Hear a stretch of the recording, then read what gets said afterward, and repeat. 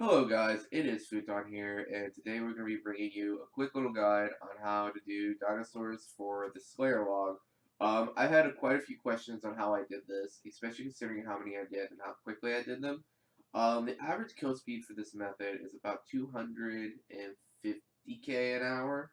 It really depends on how much masterwork you have, banking and so forth, but also the thing about it is you also need to have the Totem of Abyss to make this halfway decent. So you're probably better off actually tryharding Rippers instead. It really makes that big of a difference. The totem parts from different places, but I know one part is from Herbie Werby. I think another part's from Agility, and another part's from Slayer. But let's go into the items that are required for the collection log and how it works. So the items are under lost lands and dungeons. The items are the blowpipe chitin, feather, fins, and the bone blowpipe, plus the laceration boots. The laceration boots are different per dino. The dino that we're going to be killing is going to be a venomous dinosaur, and it's actually the rarest. It's 1 in 4,000 for the boots. But when you take into perspective that each of the bone blowpipes are the exact same rate no matter what dinosaur you actually physically kill, that in the end, it actually doesn't matter if it's 1 in 4,000 because each of the individual bone blowpipes are 1 in 6k. So you're going to be here for probably on 6,000 kills at very least because that's what it takes to be average. Unfortunately, as you see here, I went dupe heavy and I was literally there for 16,000 and I got lucky on the boots and overall I was lucky on seeing pieces, which was a very nice. But either way, that's pretty much how it works. So Venomous will be the one we're going to be killing. And unfortunately, it's been weekly reset, so I have to go and activate the totem. So I will go and show you guys where that is and where you place it. And then we'll teleport back to the bank, and then we will go ahead and, yeah, we'll do that way. Anyway, so just as a note, I will go ahead and actually show you on the maps. So, okay, so let's go to the overworld. Kind of really crazy kind of, that's a shard area. Anyway, so we're all the way up here at Anachronia. You will easily see where these totem spots are by the D&D icons, distraction diversions. So you got one here, one up here, which we see is by all the dinosaurs, which is very convenient. And then you have one all the way down here, which is really just not really convenient for anything. Because you have Lady Akea right here. But either way, we're going to be activating the totem up here, and I will be right back when I get there. And after that, I will show you my setup and the inventory and how I actually do it. There are two methods to do it. One requires a little more attention, and the other one requires less attention. But they're both pretty AFK. So I'll be right back when I get to the totem.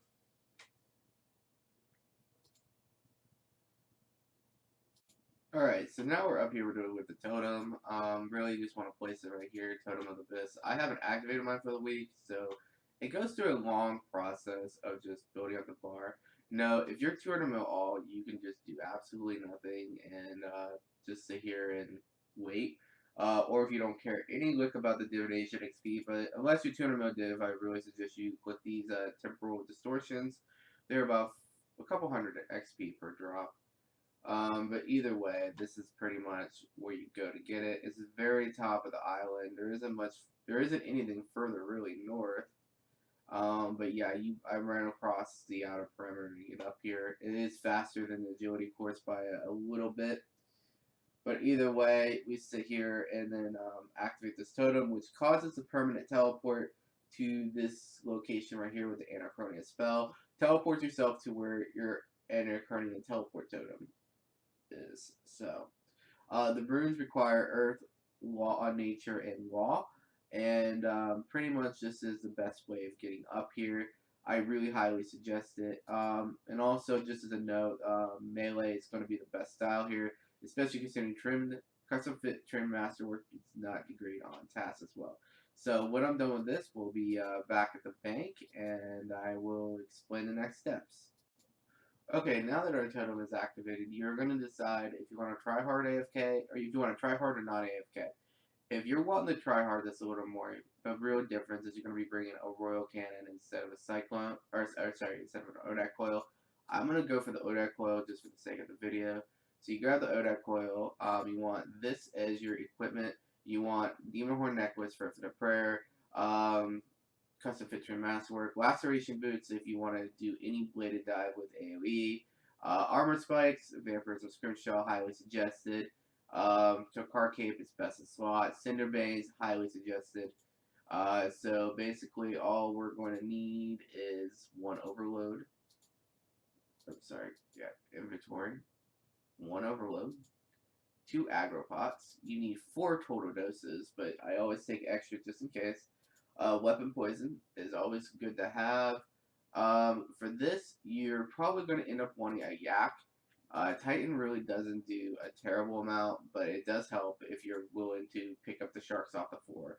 So this really depends on your AFK, and I'm assuming full and utter, just 3 to 4 per, just in case you're not paying attention, or you're having trouble killing them. Just grab your teleport runes. You definitely need Spring Cleaner. These things drop a severe ton of salvage. I mean, a ton.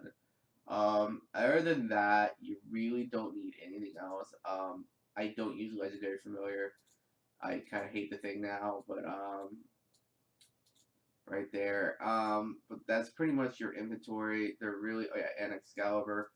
There's nothing really that special about it. So now we're going to go down to Anachronia.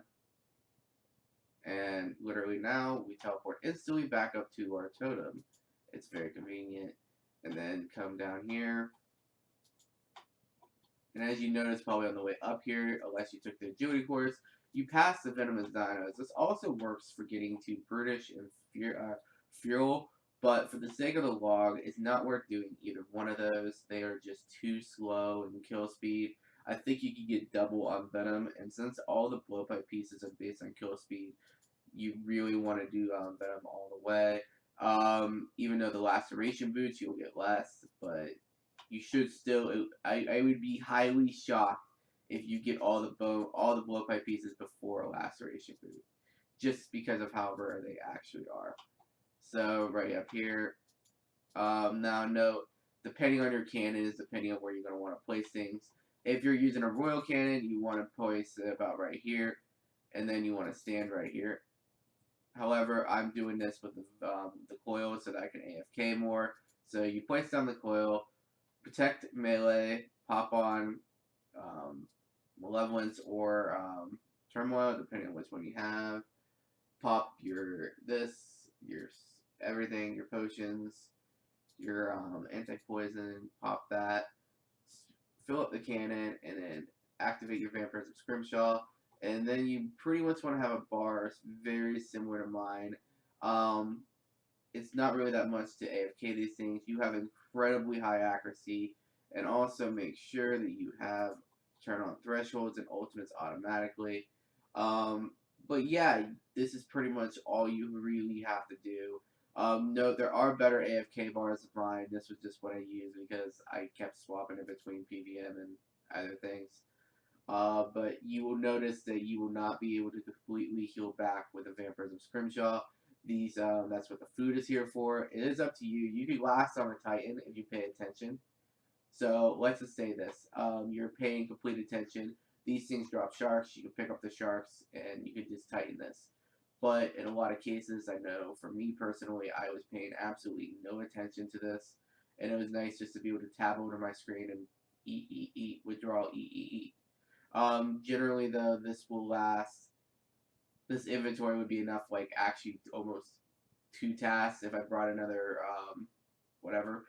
So on average, it takes about 4 doses of overload to kill a max task of like 112. If you get like 80, it might take 3 doses. It's not really that long of a task, and it is actually pretty good XP for what it's worth. And it is good points as well for what it's worth. So you see me getting here this food and mouth, and that's pretty much all there is to it. Then Excalibur, and if you pull up the drop tab here for these things, you'll start seeing a little bit of salvage. So dinosaur bones, of course, 2 blunt salvage, green dragon hide. It's really an Iron Man's paradise when it comes to hides.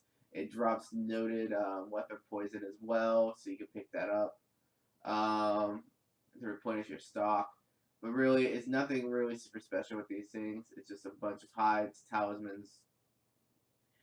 But yeah, it's basically this is celestial dragons basically when it comes to it. Except for it does, instead of dropping steel plate bodies or ingots, it drops weapon poisons instead. But anyway, that's pretty much my gist of how to do this. Again, you can just see the action bar just going. Just pay attention to whenever you need a scout, whenever you need food. Note, oops, sorry about that. Note, when you're off task though, camping for dinosaur eggs, I highly suggest you swap this out for masterwork, not trimmed custom fit. Well, actually, right now, until they change, mining is worth using for custom fit. But once the mining update hits, it's kind of going to be a bit of a problem because it's going to go up in price. But until that happens, just use custom fit for everything. But yeah, this is basically the inventory setup again, and the gear. And this is just for pure AFK. Well, not pure because you have to pay attention to your LP. But still, as you see here, you're getting at least a decent amount of kills. And I will fair warn you, if you're doing this for dinosaur eggs, the eggs show up as white and there is no message on the floor. You probably actually see it on the physical floor, unless it died underneath the cannon like something like this does. So, but anyway, this is the gist of AFK and dinos. It's really nothing special, but I had enough people ask that I was like, okay, let's go ahead and make this video. So, thank you guys very much for watching. Hopefully it helps a little bit, and I will see you guys for the next one.